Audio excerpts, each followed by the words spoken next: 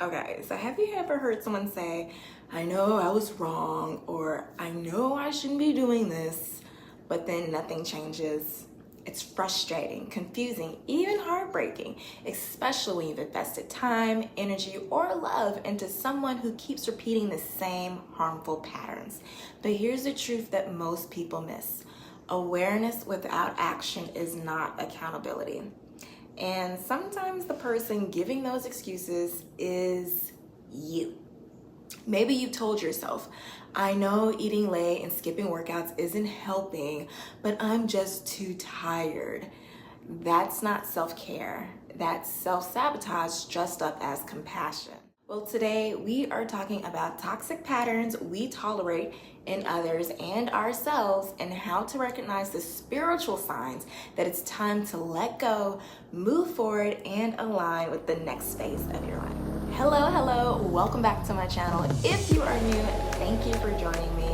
My name is Amber Stewart, and I'm the owner of the Stu Project, where I help individuals maximize their living potential by simply taking an emphasis on wellness. For over 11 years, I worked as a personal trainer, helping people reach their fitness goals in the gym, but I kept noticing that many people weren't reaching them, not because they lacked discipline, but because they were using exercise as a way to sweat out their life problems instead of addressing them at the core.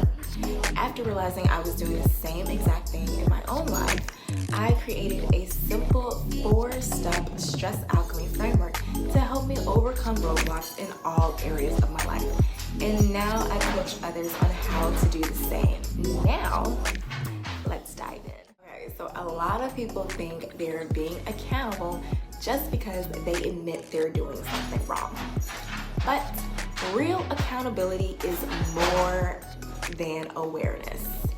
It's also owning the behavior without making excuses, understanding the impact it's having, and doing the work to change, repair, or release those habits.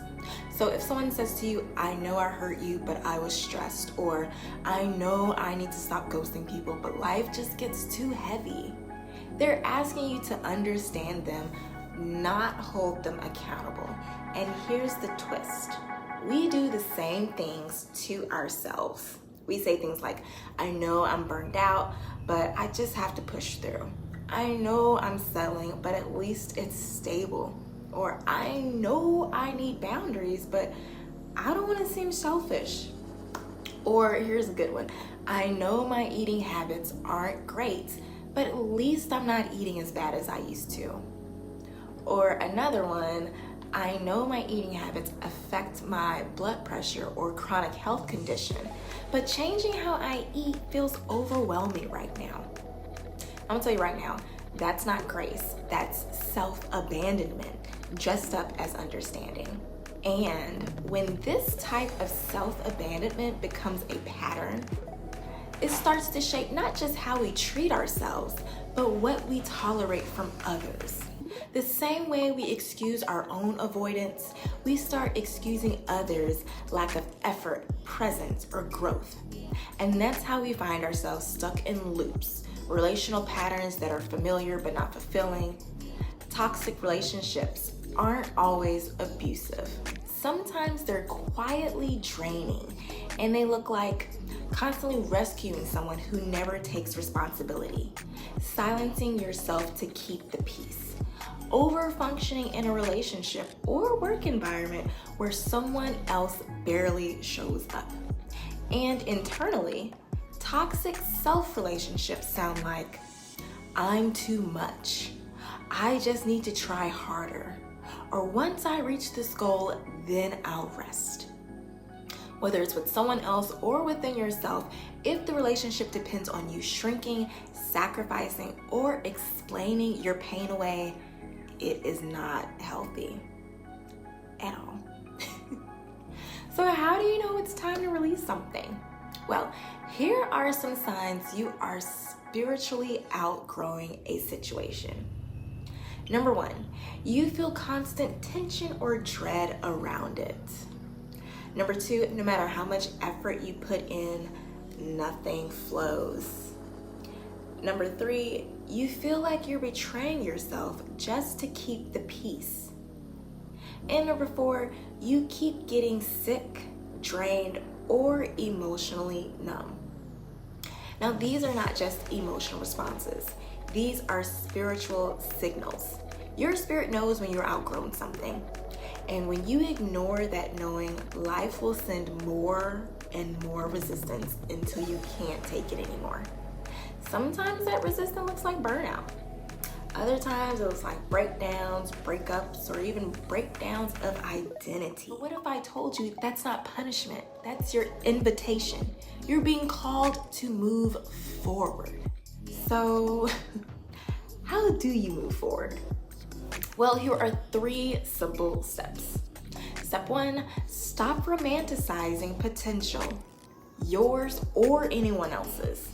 If you keep waiting for someone to become who they could be while they show you exactly who they are, you'll stay stuck. Step 2, be radically honest with yourself. Ask, am I giving grace or am I enabling? Am I being patient or am I avoiding change? Am I truly committed to growth or just comfortable with the familiar? Step 3, you take aligned action. This doesn't have to be huge or dramatic. It could be something as small as saying no without explanation, ending the conversation when the behavior repeats, creating space from people who say sorry but show no shift, giving yourself permission to stop hustling for healing and just be, prepping nourishing meals in advance instead of relying on emotional eating, scheduling movement into your day even when you don't feel motivated. Your next level of peace requires your next level of honesty. Now, breaking free from toxic patterns, especially the ones we built around our identity, takes courage. But once you begin choosing aligned action over old habits, something powerful happens. Clarity follows. And with that clarity comes the truth you may have been avoiding. You weren't meant to stay small, silent, or stuck. And if you've been feeling restless, overwhelmed, or strangely disconnected from things that used to work, you're not broken. You're evolving. And that discomfort, that resistance, that's your spirit saying it's time. So let this be your permission to move forward. And if this message resonated with you, drop a comment below and tell me, what's one pattern you're ready to release? And if you're in a space where you're ready to start aligning your habits, energy, and life with your peace, check out the links in the description box for tools, courses, and coaching to support you. Don't forget to like, subscribe, and share this with someone who needs to hear it today. And just a quick reminder, you got this. I'll talk to y'all later.